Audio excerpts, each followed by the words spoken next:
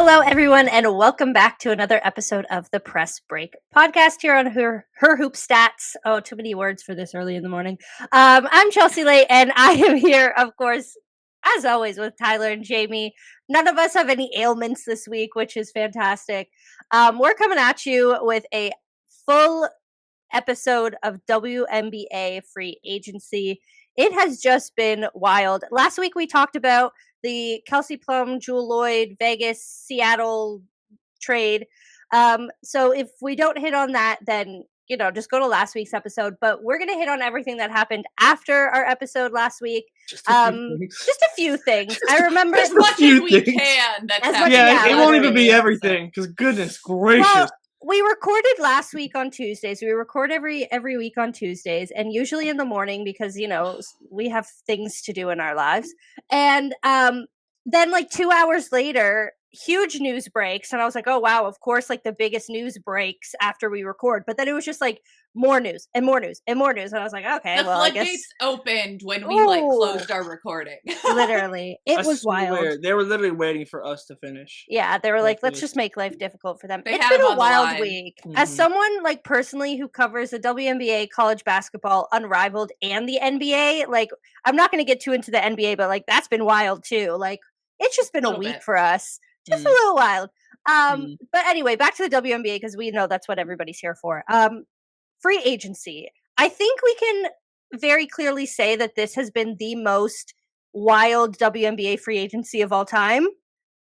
Yeah. Yes, I mean, so far. They're getting us into shape for just wait till next year. Yeah. Just wait until next year. This is the trial run. It's like, okay, so we're gonna like throw a bunch at you simultaneously, and it's gonna come like fast and furious, but we need you to get your reps in. We need you to get your sources all lined up. Yep. Next year we go international. We go international, baby. International, and 98 not maybe less than 98, but over 90% of the league gonna be free agents. So yeah, and a new CBA. He signed to a team somehow. Two new teams, new CBA. A double expansion draft. Anyway, that's next year. Let's just stick to this year because it's already chaotic. I'm already getting overwhelmed. I know. I'm sweating. I'm sweating. Let's keep it to this year. Yeah, I'm literally about to break into a sweat. I don't want to stick to 26 years. There's too much already happening. Too much. But anyway, let's get into some of the biggest free agency moves. I guess like the team that stands out to me the most that we'll start with is Phoenix because they just kind of, I feel like they took the reins on this free agency a little bit. There's definitely a lot of teams that are making big moves as well, but in terms of like what they got back and how they built, I feel like they kind of have really stepped up in terms of like raising in the power rankings, and I'm sure we can debate on that. But Phoenix gets Alyssa Thomas, Satu Sabally. Those are the two big ones. And then they trade out like so many of their players, Natasha Cloud, Sophie Cunningham, BG leaves in free agency. We have no idea what's going on with Diana Taurasi yet. Like, what are your initial thoughts on this like Phoenix rejuvenation, I guess? Yeah, I mean, I'm just, the fit made sense with all of these players. Like, but I didn't know if they had the capabilities / the willingness to trade to make these things happen. Because obviously, you give up Rebecca Allen, you're giving up Natasha Cloud, like in these deals. But like, it always made sense that Alyssa Thomas was going to go somewhere with facilities.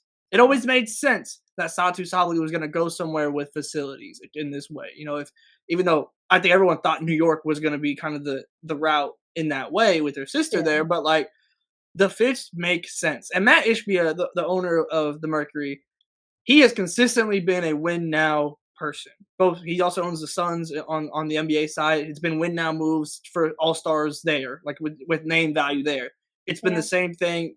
First year in, he trades for Cobb, and brings in Natasha Cloud. Like this has been the identity in the very short amount of time that he's been the owner. But like this has been the energy that Phoenix has been operating with.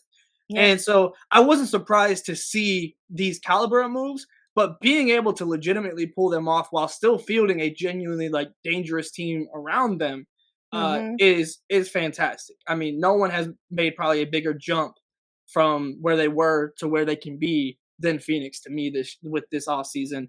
And I mean, if you're leaving the BG and Diana Taurasi era, I can't think of many better ways they could have positioned themselves to leave that era and enter into a new one than the way that they have. So I'm amazed. Again, I'm still kind of eyeing the point guard spot for them. Yeah, You for know, you get sure. Sammy Whitcomb, but she's not really a point guard in that way. She's just kind of, you know, good perimeter shooting guard depth in that. Obviously you had Ty Harris, but you make the, you know, you get Satu, so you know you're probably feeling okay. Yeah. But like that was like I loved the Ty Harris pickup initially with Alyssa Thomas, but obviously that stuff happens. So that's the one. That's really the only complaint I have right now with Phoenix is just like looking at that point guard spot. But ultimately, man, like this is what Matt Ishbia's idea. Like he wants to win now, always, and I this mean, where win now always moves. they're putting themselves in a good position to attract these free agents. Yes. I mean, Yeah. you have these great facilities that are just for the W players. You have a great passionate fan base who was there even before all of this was happening. Great atmosphere, great place to play, great relationship between like the different teams that they own. Like I know we don't like to bring the NBA into it too much, but like at the same time, like I like when there's good cohesion between the two teams. Like you can see that they're treating the two teams at like, you know, an equal playing field. They have, you know, the facilities, they want to win now. They're, you know, it's not just like, oh, this is an investment. This is no, we want to win championships. So, oh, Jamie's kind of giving me the, I don't know if you're just looking at your stats or if you're giving me the. Yeah, I'm thinking. No, I'm thinking. Okay, I didn't know if that was a reaction to what I was saying. You know me.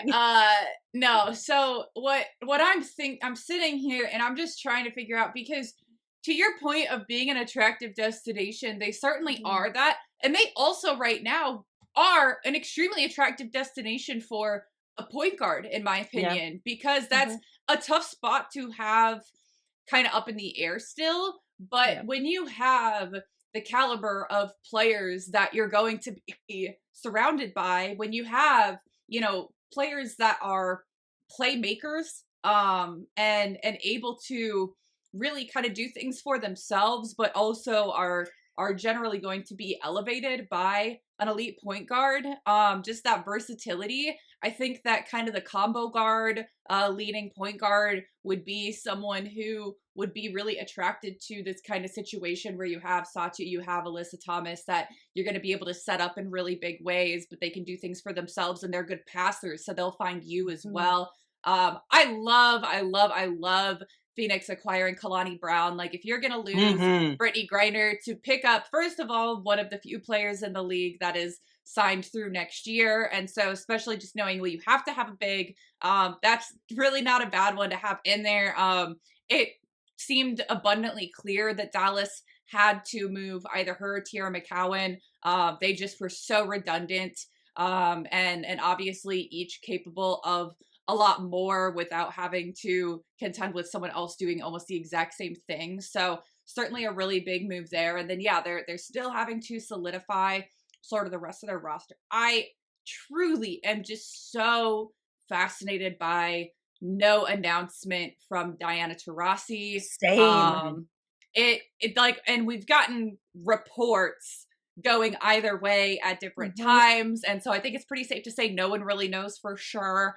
Maybe she doesn't even know for sure. That's I mean, it's certainly possible. And so I don't know. It's very strange to me, but that's kind of the way these things go, I guess, especially with DT. You know, there's really no telling, but I don't know. I mean, I really wonder what exactly they are hoping to add, what more they're trying to kind of bring in there. Like, my expression was looking at, okay, who are the point guards, who are the combo guards that are still sort of out there? May I present Natasha Cloud? That's exactly what you were going to say. No, what I was going to say is that you have Kennedy Carter as an unrestricted free agent. And I don't know that it's the fit, but I have to think that it's a name that's come up, right? Yeah. Interesting. I hadn't even thought about that. I mean, like, look, I agree that I don't think that Kennedy is like the style of point guard that they would be looking for in that way, because but I don't think you say no. Yeah. Also, you know, like if that happens, and especially depending on what her market is from just a price tag perspective with her contract, like there's worse flyers to take than I was Kennedy gonna Carter, say it's who very much a flyer is exactly the term I was gonna use. Like it's an out there kind of thought, but when you're looking Interesting. around at point guards, What's and especially available. now, you know, you don't have a first round draft pick, and Mhm. so you're having to kind of probe the current market. That's why I think It might be a DT's just gonna consideration. maybe suit up. Like DT just come suit up. I mean, Like certainly the way the roster is built right now, I wouldn't be surprised. Like if you have a bunch of guards, if you feel like you're pretty solidified, especially when you have several players on training camp contracts, not on full contracts yet, you're trying to bring people in and see how the pieces fit.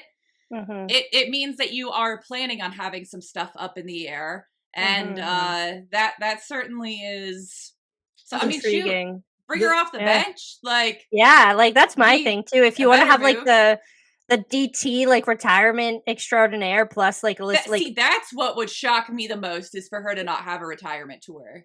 Yeah, which I feel like the like consensus was that she was gonna do that last year because like All-Star was in Phoenix and you know the all the things are just kind of like, but then she did it and then she did was this like, whole, you're not gonna tell me what to do. Yeah, and then like we had the wishy-washy like is this it kind of vibes, and then she just like hasn't said anything. So I think it's gonna be another Candace Parker thing where she's gonna decide like right before the season when the kind of like the writing's on the wall, she has to choose either way. But yeah, I mean, maybe Phoenix she's like doing workouts and stuff too. Maybe she's seeing how I'm feeling physically, you know? Yeah, exactly. So that's another like, you know, factor. I do think it would be fun just to like have her in with this like really cool different roster. But yeah, like again, Phoenix has made so many moves. One of the biggest things is someone they lost though, because BG after 11 years left and went to Atlanta, who is also making all of these wild moves. And like then also they're all at Unrivaled, just like partying it up to crazy. But just like I know Kathy was just scrolling her Twitter feed like, ain't no way that this look, we knew the tampering was gonna happen. Yeah. But goodness gracious, they made it incredibly clear. They might as well have set up a career fair, like with booths for each of the teams. Like and just pitching, like just formalize it. Yeah. Like make it an event next year. Yeah. Them all out on that boat and then Unrivaled posting it to their Twitter killed me. I was like crazy. I love it. I love it. Crazy. Yeah, crazy. Because like what do you do if you're the WNBA? How do you stop Nothing. Like I genuinely don't know how you like stop, no fraternization. We like you only play for us for, you know, less than half the year, and now you have an opportunity to play domestically all with each other. But they got like dorm towers for each team. Like they're gonna have chaperones. Team, like I mean, like this was definitely happening overseas in some ways, but like people it just wasn't now as it's public. Centralized. It's not as efficient. That's the thing. Yeah. It's also centralized. It's all here in the US. Like and they're all in the same place. They're all like hanging out together. They're all on these different teams together that they've never like played with each other, forming these new relationships. And that I feel like was probably the like getting BG over the finish line in Atlanta vibes. Was just like they were like, hey, Ryan, Jordan, and Alicia, like go, like so I'm to kind of pick it up from you there. I'm confused. At Atlanta I'm confused.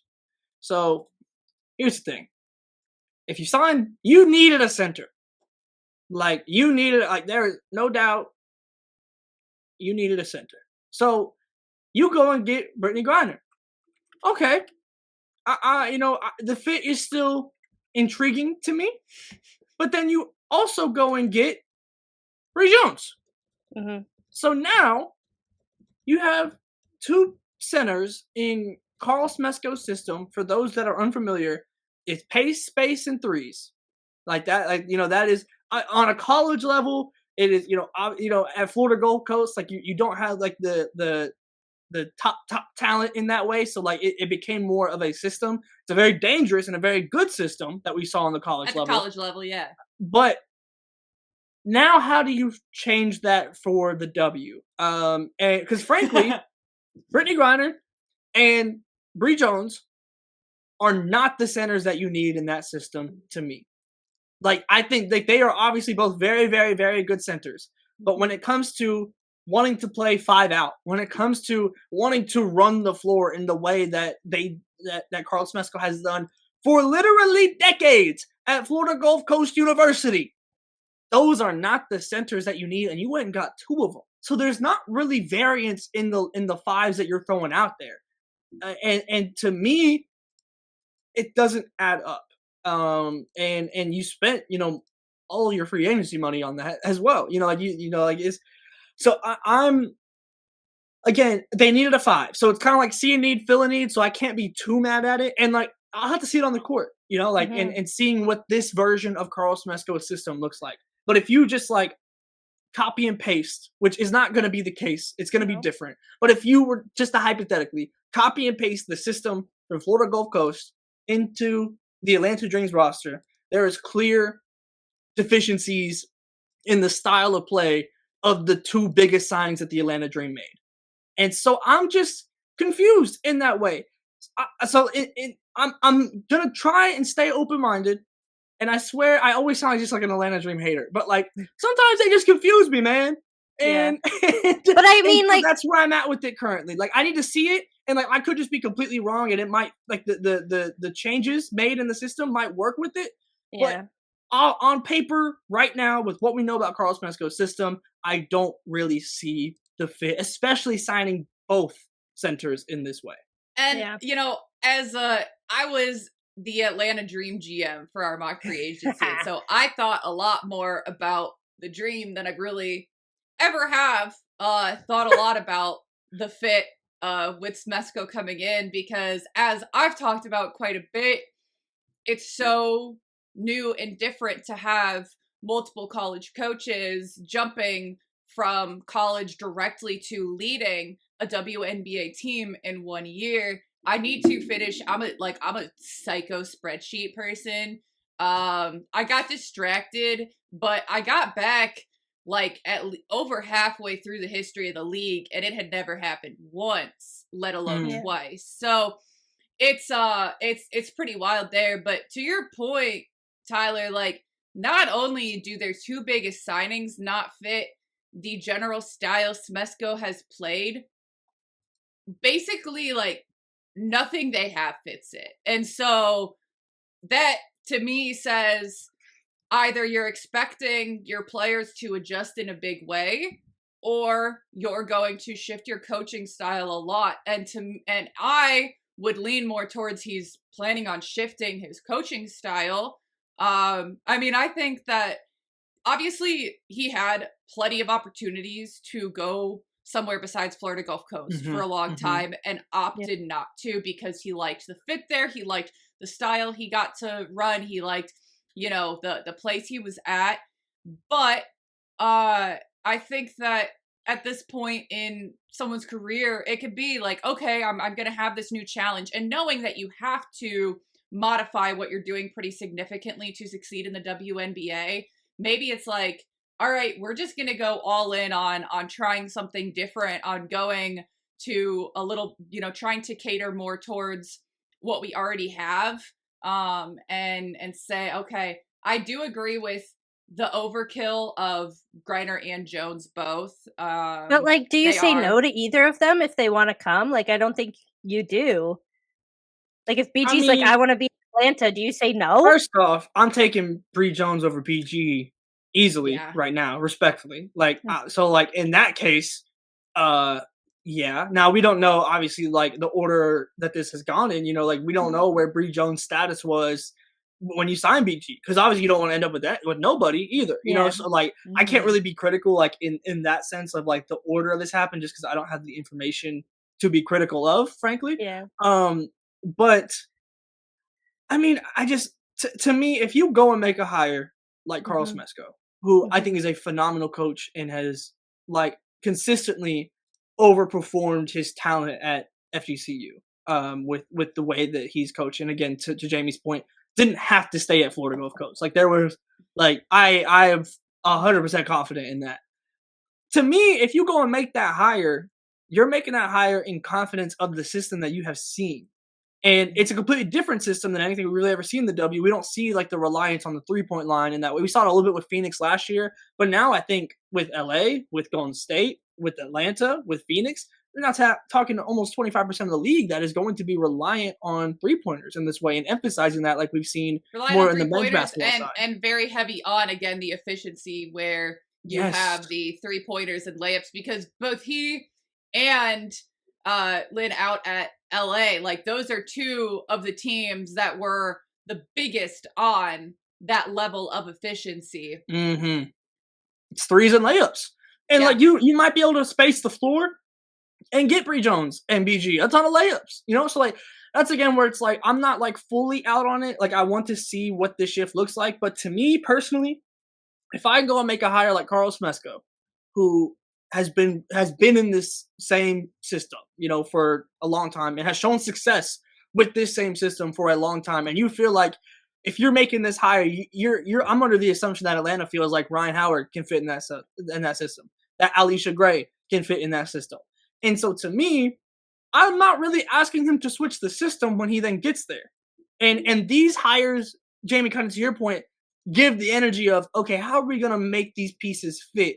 And I don't think that I don't know if Bree Jones, I think Bree Jones and BG are very good at what they're good at, but when it comes to the versatility in order to kind of fit into different puzzles, they're kind of always going to be the same piece as opposed to molding their games into a different way. I know Brittany Griner was talking about like wanting to show new pieces of her game and everything. I'm gonna be completely honest. I don't want to see Brittany Griner taking 3-pointers. Yeah, I don't. I'm with you.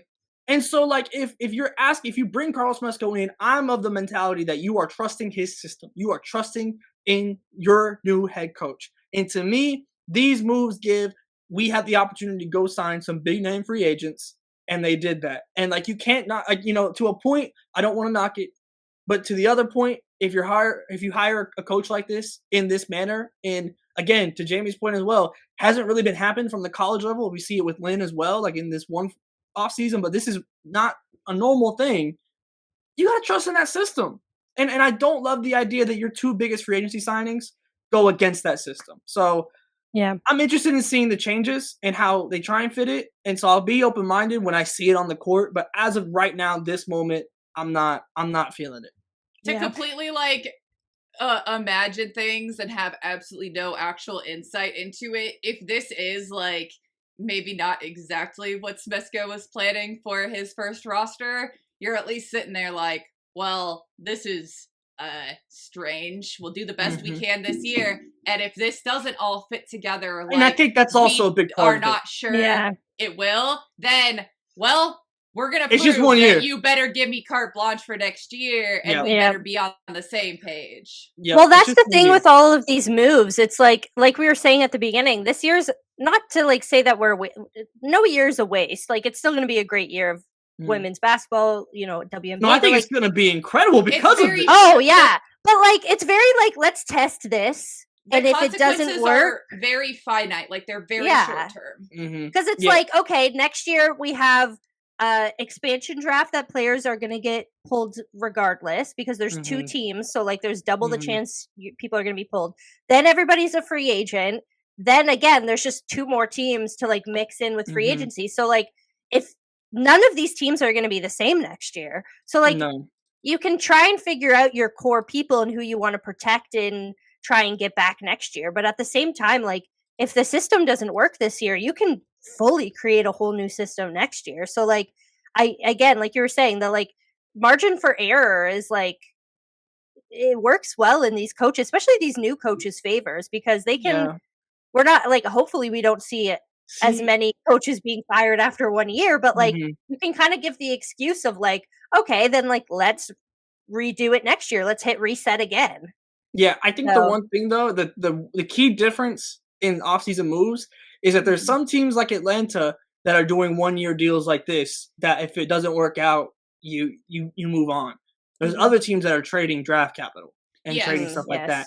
That has consequences. That has consequences. Man. So I do think it's a little bit like, if you're signing players, it's relatively in the grand scheme like consequence free, quote unquote. But there's some teams that are trading away parts of their future in order to do that. Let's talk about that. Yeah, speaking of draft picks coming into the league, let's talk about Dallas. Is that where you were going, or did you want to go somewhere else? I was actually going Indiana, but okay. Too. Okay, let's do Dallas first. Yeah, we'll start with Dallas because they have the number 1 pick this year, which is presumably Paige Beckers. I mean, I've heard a lot of things of like, oh, they should draft Kiki, or they should. I'm like, do you pass on Paige Beckers? No, not if she wants to go there. Yeah, not if she wants to go there. Not if she declares for the draft, because that's a whole other factor to this year. But anyways, Dallas, obviously Satu wants out, so you make a trade for Satu. Then the whole Indiana thing happens, so then you end up getting Nalissa Smith. Then Connecticut decides they're going to blow it all up, so then you get Dejanay Carrington as well, because you have the little, personal connection there with Kurt Miller and Nalissa Smith, so that makes sense. But Dallas is one of those teams that at the beginning of this free agency, before they got the number 1 pick, I was like, okay, they need to do something. And this was before Satu said she was out, but like, Arike's not going to have that much patience. Satu obviously didn't have that much patience. Like, we were not seeing anything from Dallas that was making me think, oh, this team is even a year away from being a contender, 2 years away from being a contender. And then you have Arike, who's like one of the best players in the league, and you're like wasting her prime years here because you can't put something together. And then Kurt Miller comes in, he's like, okay, let me put something together here. And so they end up getting this completely new lineup in, now they're probably most likely going to have Paige Beckers, Arike, Dejanay Carrington, Nalissa Smith. They still have Tiara McCowan, even though they traded away Kalani Brown. Like, I'm just curious if Dallas, if you all think now that like Dallas is like a playoff team, like a not a contending championship team. I don't think they're there yet, but playoff. I mean, I could see it. Like, I could see them being a lower end playoff team. I think you're about to, like, for me, like, I think Nalissa Smith, this is about to be the best Nalissa Smith. Like, I think a new place, a familiar place. You get Dejanay there. Like, I trust in this being the best version of Nalissa Smith. What does that look like? We're gonna see. We'll see. Just how much better that is or isn't. Dejanay Carrington, obviously, I mean, lockdown defender. Ty Harris is a starting point guard in the WNBA. Yes. I love many that moves. I forgot. Ty to Dallas. I think my favorite thing about it is that they position themselves to pretty much be cool drafting whoever. In the sense of, yes, Paige Beckers is who you want, right? And if you could slot Paige Beckers in right next to Arike, have them kind of play the combo guard, kind of whoever's taking the ball up, whatever, and work that out, right? And then you have a full starting lineup surrounding that. You also, if Paige doesn't end up wanting to come, then you slot Ty Harris into that, and you can go draft, or you go get Olivia Miles and play like that similar role. You go get Kiki in that perspective, and you just kind of slot her in towards with more of your forwards, obviously. So I feel like they're in a perfect place to whatever happens in the draft, they are going to be okay. And that was not something going into this offseason that I felt about Dallas. So the fact that we're here now is fantastic. It's fantastic. I mean, Maisha Hines-Allen is another signing that they got. Like, they are legitimately, like, they're going to be a good team, and we'll see with Chris Kalkanis how the kind of the system is and everything. If they can lock it on the defensive side of the ball, like that we've seen for the past couple of years with Latricia Trammell, and that continues in that way, which it seems like that is going to be a big foundational piece of what Kurt Miller wants to build in Dallas is defense. Picking up a player like Dejanay Carrington sure signals that. That is very encouraging. And if I'm Paige Beckers, I feel the idea of just from a roster perspective. I don't know. This is just talking about the smoke about her, potentially not want to go there. But from a roster perspective, I feel a whole lot better about being a Dallas wing now with this roster currently by far than what I felt before. So from that perspective, Dallas, they got better now. They still have pieces to get better in the future. Like, I mean, I'm very, very pleased. If the like, what am I trying to say? Wow, I can't even speak. having to give away Satu because she wanted to leave and still getting this much like good return for it. Like one professional basketball team in Dallas knows how to trade. The other one doesn't, apparently. But the Dallas Wings got the return that they deserved for Satu and was able to still recover, and we can all see the vision now. So that's all I'm going to say about that. But Jamie, what do you think? I definitely think that the defensive emphasis is pretty clear. I mean, Chris Kaklanis, that's his title. It has been defensive coordinator, especially when he was under Kurt Miller. And so when Kurt is looking to kind of put things together, that makes obvious sense. And so that certainly is really big, to be able to bring in, kind of like you were saying, Tyler, the balance that Dallas has been missing in a big way. People can generally play their natural position or fairly close to it in most situations here, as opposed to playing centers at the 2 or 3 guard. I wish that were an exaggeration. That's literally what we saw. And so that is definitely big. And then, you have these pieces that you're continuing to develop, like Maddie Segrist, that you do still have under contract for next year. So that is tremendous. You're going to have Melissa Smith as a restricted free agent next year. And so again, if she's continuing to develop, if she's in a better situation here, then that certainly is big to have some options there that you can maintain and continue to work with and build around. They're already getting to the point of signing training camp contracts, so that definitely signals that they're happy with where they're at right now. They're probably still looking to, make some moves or have some discussions at the very least, but they're continuing to bring in, okay, let's see how, for instance, they're bringing in Joyner Holmes on a training camp contract, and so seeing, all right, that's someone who at times has been able to step out of like the paint, get out to the perimeter a little bit, has expanded her game in a big way since she's been in the WNBA, has a little bit of that versatility. So seeing, all right, how would she slot in here? Having Louisa Geiselsoder, like she has had some really, really great international experience. And so that's definitely someone I can see coming in and being signed from her training camp contract. So I'm fascinated by the Wings. To sign Maisha Hines-Allen as well is someone that is going to give you a strong presence, and to be able to have her as the sometimes 5, sometimes 4, potentially alongside Tiara McCowan. I think that that's a pretty solid spot for her. She's someone who isn't going to be demanding like the bulk of possessions, isn't going to want to be like the centerpiece of your team, but she's going to do sort of the little things that maybe get overlooked, that don't show up as much in the stat sheet. That's something that Minnesota benefited from greatly down the stretch after trading for her last year. And so that's just the sort of player that when you look at, especially the order of these moves, when she's one of the more recent people being added in there, you're like, oh yeah, you don't just have a vision, like you have a map of where you're going. And so even if it doesn't completely come together this year, you have a very specific direction. And it's certainly pretty well fleshed out compared to just the planning that we've seen from front office and the signings and stuff made over the past couple of years. It just seems like the ship has added a rudder of some sort there. Yeah, for sure. Yeah, so we're trying to get through these teams. Let's move on to talk about Indiana. Jamie wanted to talk about Indiana. Obviously, a lot of people want to talk about Indiana. What, Tyler? A++. Yeah, there you go. I love it. There you go. I love it. Jamie disagrees. I'm in the middle.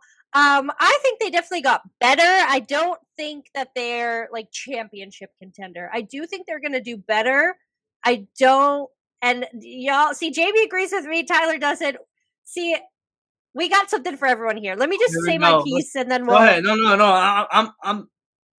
Yeah. So obviously, you have Caitlin Clark and Aaliyah Boston, the foundation of your team. I was obviously Nalissa Smith wanted to leave, so that's one thing. But then you like trade out what was a number 2 pick. Like I'm someone who like thinks back, okay, what draft pick was this? Like what, and then it's different to like how they end up playing, but you trade out a past number 2 pick, and I mean Indiana for a long time was like the OKC of the WNBA and just like getting picks and getting picks and getting picks, and then finally, it started to lead into something. I love the addition of Dewana Bonner. I think that's fantastic. Obviously, getting back Kelsey Mitchell is great. I just and of course, you have Caitlin Clark, and you need to think about the year 2 Caitlin Clark and how that is going to be better. I mean, not that this is going to happen, but sometimes players have a year 2 kind of regression. I don't know if Caitlin will have that, but at the same time, I don't know. I'm just a little confused. I was confused by the Dewana pickup. I think it's good, but again, confused by it. I definitely thought she was going to Phoenix. And then, yeah, just trading out your draft picks like that, waiving some of the players. You waive Griesberger instead, keep Christy Wallace. You waive Victoria Saxton, which obviously when you're picking up players like this, other players are going to have casualties. You then have Lexi Hull, who is likely going to come off the bench. Good defense. You see what she's doing in Unrivaled, which is obviously going to be really good for her game. I don't know. I think that they got, my opinion is I think in the middle of you two. I think they got better, but I don't think they are at the level of the Vegases and the Minnesotas and the New Yorks. My only my big issue with the trade, the big 3-team trade, I don't understand why they had to give up their first round draft pick and to get rid of Nalissa, essentially. I've been trying to logic my way through it. I think what I've come to is that there's a pretty good chance that Indiana doesn't sign any draft picks from this year.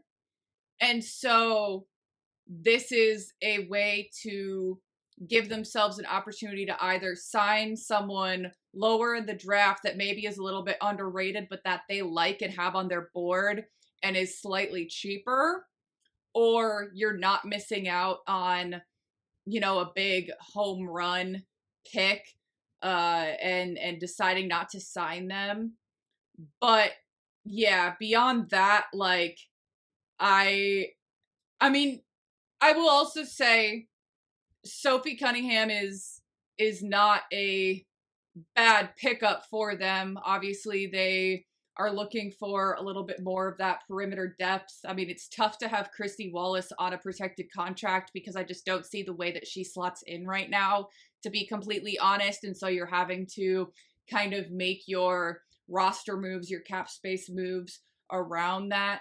But I was very surprised by the details of that trade, just because that seemed slightly overkill. Beyond that, it kind of is what it is. I don't have extreme critique. I don't have extreme excitement about it, but it was really just the 8th pick for me that I was like, was that really the hitching point? Was that where that was a sticking point where you had to give that up in order to get what you got? But ultimately, I don't know that it matters that much with how much they've brought onto their roster, where they're not really going to have a whole lot of spots there.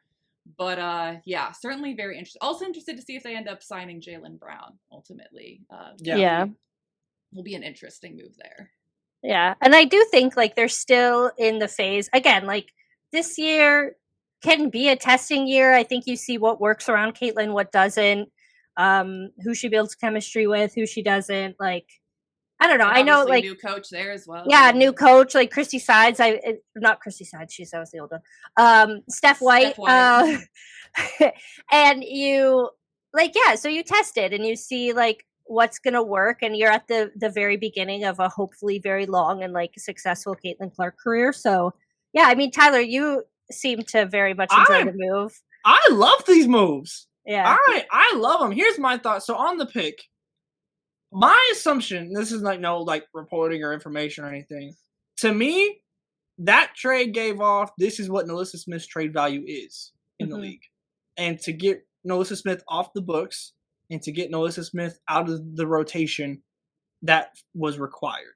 That like and that is the idea, like that is where my assumption is. Again, that's no like inside or anything, but like that is just my guess in that, because to your point, there were several rookies there that you could have gotten at 8 that you would have been very happy with getting, more than likely. You know, whether it be an Anissa Morrow, whether it be I mean, there's several forwards that were coming down the lane in that could have fallen there. So here's the thing. Might have just done his big one negotiating. Like it's very possible, right? It is.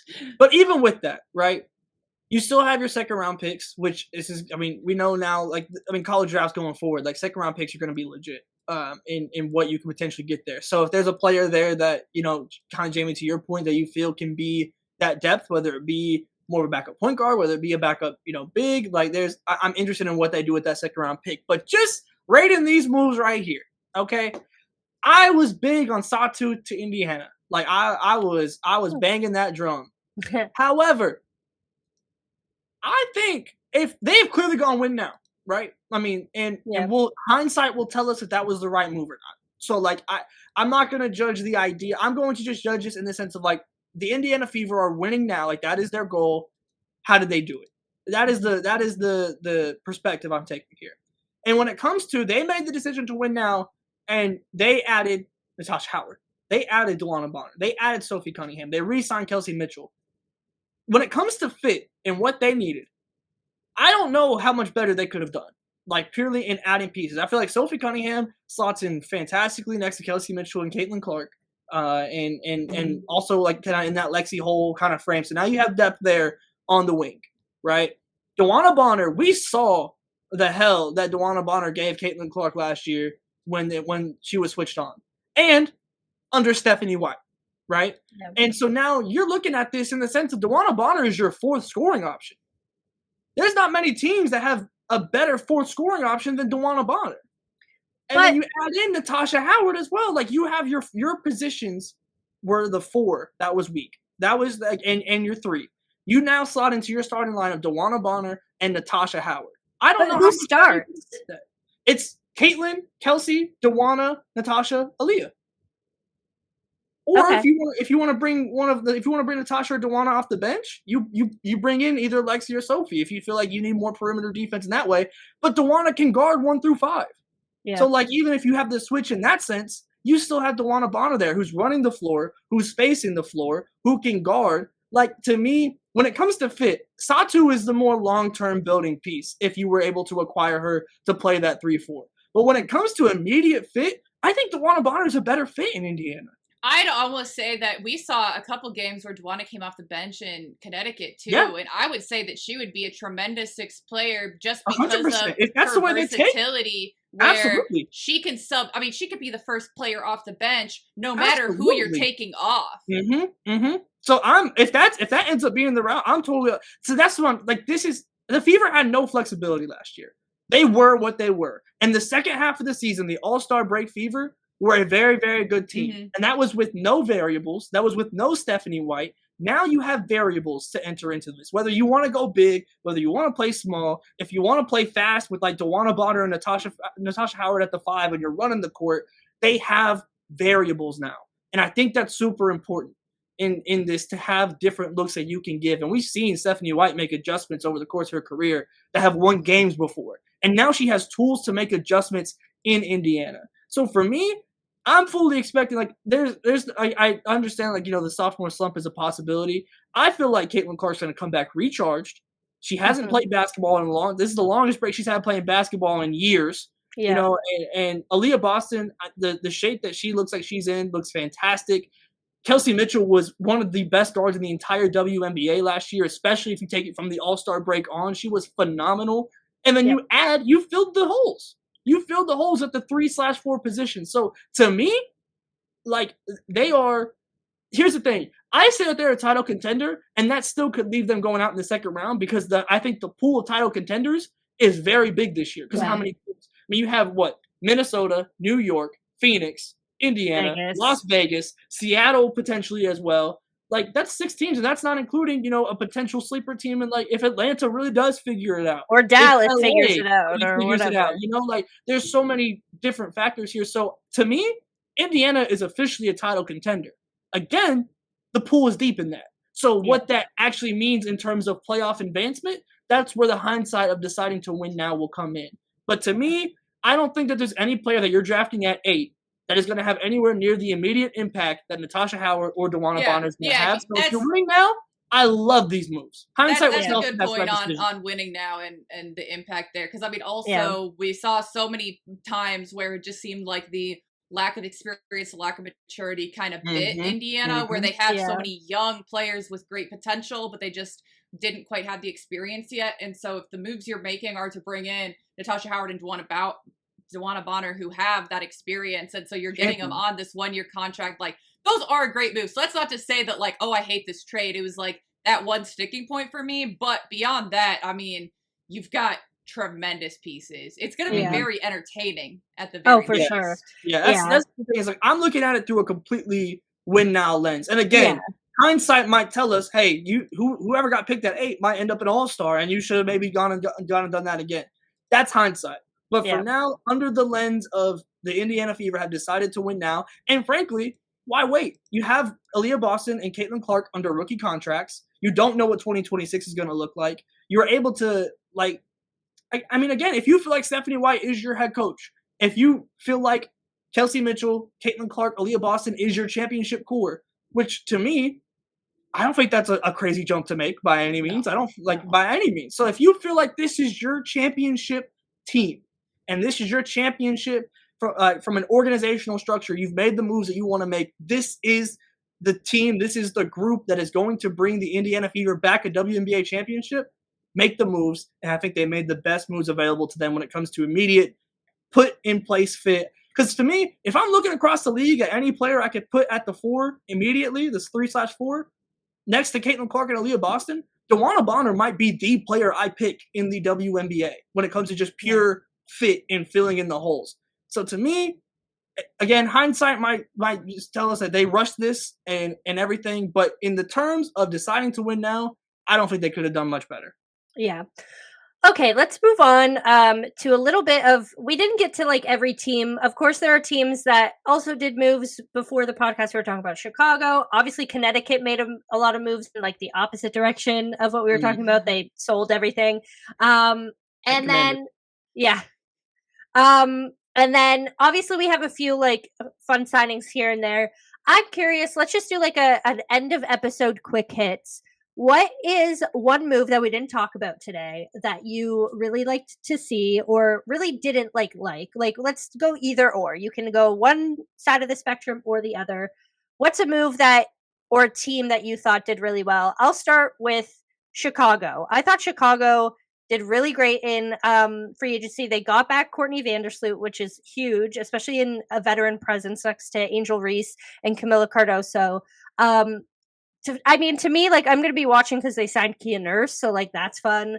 You get Kia Nurse on, like, a 1-year contract. She brings defense and, perimeter shooting, and she's about to play in Athletes Unlimited, so hopefully that kind of, like, warms her up for the season. Also veteran experience. Again, more veteran experience and leadership and chemistry building with this team, which I feel like those were kind of notes that we took from last year that needed a little bit of improvement. I just think Chicago did really great for what they had, and it should be a really great year for Angel and Camila being able to learn from these veterans. So what do you two think? Tyler, what's your quick hit? I'll jump in because Chicago's my team too. So I'll jump in with you on that. I think the biggest win of free agency potentially is Chicago not trading the number 3 pick. Yeah. And being able to bring in vets, because it kind of sounded like to get these vets in, they were going to have to trade the number 3 pick. And I was like, please don't do that. Please. Like, I gave them my thoughts on the Sparks trading their pick. That makes me nervous. Yeah. Like, I think this would have been even worse than that. Because if you're trading the pick to sign Courtney Vandersloot at this stage of her career, that's a terrible idea. But getting Courtney Vandersloot in without trading the pick, and specifically Rebecca Allen without trading that pick, again, like I talked about, if I could pick a player and put them on a roster like DeJuan Bonner to Indiana, Rebecca Allen might have been the player for Chicago. Like I cannot like that might be the like underrated best move in free agency is them getting Rebecca Allen for essentially nothing. You know, like she's one of the most underrated players that's been 100%. The defense, the perimeter shooting that you're getting, being hurt for a while, I think caused people to forget her. Yes, if she can be healthy, like this is, and I'll tell you right now, if they go and get Sonia from Notre Dame, you want to talk about like the succession and like learning.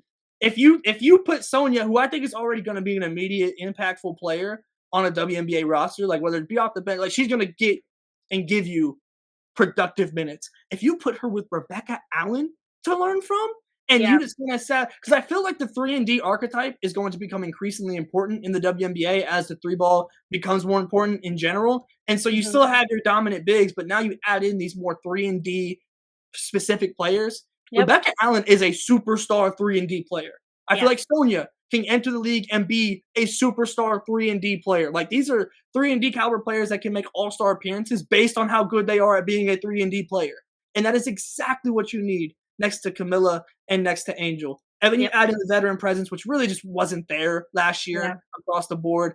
To me, like you keep Michaela Onyenwere as well. I think is a really solid pickup. You get Courtney Vandersloot. You get I love what Chicago has done, and they kept the third pick. Hallelujah. Yes. So it's like you have all this. You either get Olivia Miles, maybe Kiki, maybe Sonia. Like I feel like the 3 spot is very like up in the air right now because you don't know who's declaring, who's not.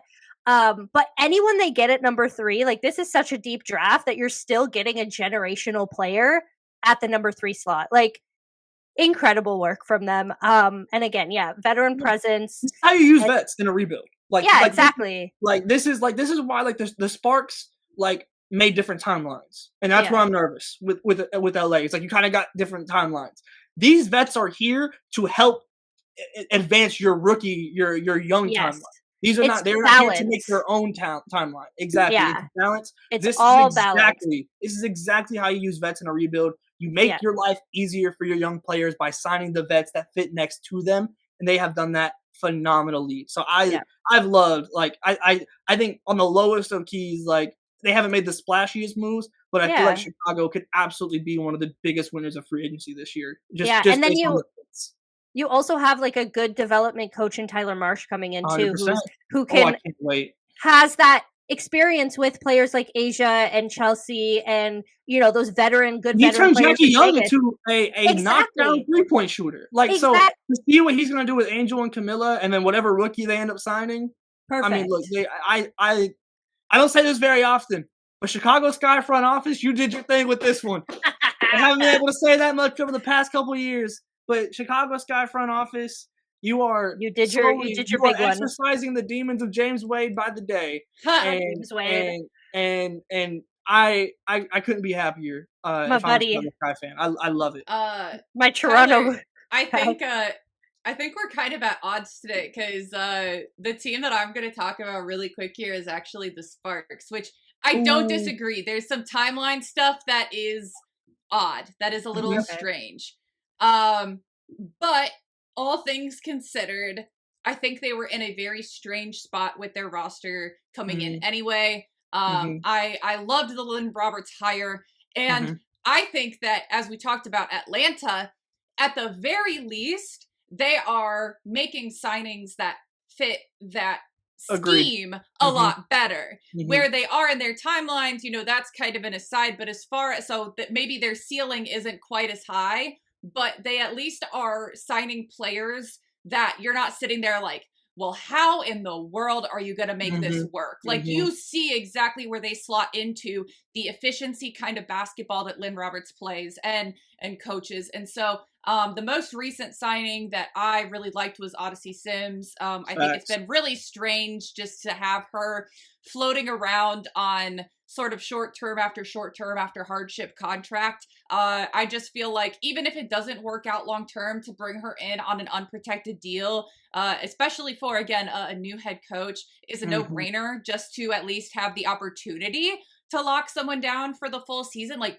point guard is literally the last position you should be streaming people in and out of. So it at least gives you the option of putting someone in there consistently. And then you have a tremendous player. You want to talk about player development coaches. It might be Lynn Roberts right up there alongside Tyler Marsh as far as being able to develop players. And so I think that Cameron Brinker, Kia Jackson long-term are going to benefit from that so tremendously. But in the short term, I really do think that there's a lot of great pieces as far as, again, that efficiency. You're going to have Kelsey Plum, who's able to really make things happen both from the perimeter and the ability to attack the rim. You have Azare Stevens, who can spread the floor as a big. And then you have Dearica, who we all saw her play last year. Hello. Phenomenal. So I'm very cautiously optimistic with what LA's doing right now. Like, I'm not putting them in as a title contender. I'm putting them in as a team ready to make one of the biggest jumps this year and to have, again, a very specific vision that they can sell going forward. And that, I think, is nearly the best you could ask for them right now. Yeah, I think it's all very fair. Oh, man. So much to talk about. Y'all got an action-packed, hour-long, almost, free agency special from us. Yeah, there's more to come in terms of free agency. These are just the big signings getting out of the way. Training camp contracts are going to come. More is going to come. There's been teams who haven't done anything. Washington, that are getting. Are they a WNBA team still? Apparently. I haven't heard anything about them in the past week, but and for anybody we heard more from Mike Tebow than from Washington. Yeah, exactly. Shout out Mike Tebow, got your big one. Yes, Belgium. Yeah. But yeah, for anyone who comes to us with college, we'll definitely be back on the college beat next week. But we just had to take a week to get into WNBA free agency because it's been wild. But yeah, we'll be back next week with some college stuff, probably maybe some WNBA free agency thrown in there as well. Thanks for watching. Oh, hey, Jamie got something real quick. I want to give a quick shout out. Since we started out this show, The Press Break, our producer has been Nathan Ford here. Stats. He has done awesome. Really helped us get this off the ground running and making sure that we aren't having to do all the editing and posting ourselves. He's stepping away, so want to give a huge shout out to him. He's been awesome, and now we've got a great person stepping in. Our free agency has been tremendous because we've got Becky here that's going to be running things for us now. So her Hoop Stats really has us set up great, but want to give a huge shout out to Nathan. Did a ton of work for us here as we were getting rolling. He dealt with so much chaos from the three of us. Shout out Nathan. But yeah, we'll be back next week. Thanks for watching. Make sure to follow Her Hoop Stats on every platform. We have writing, we have podcasts, we have YouTube. The Her Hoop Stats database is something I go on every day, so make sure to check us out there. And for the press break, we will see you next week. Thanks for watching.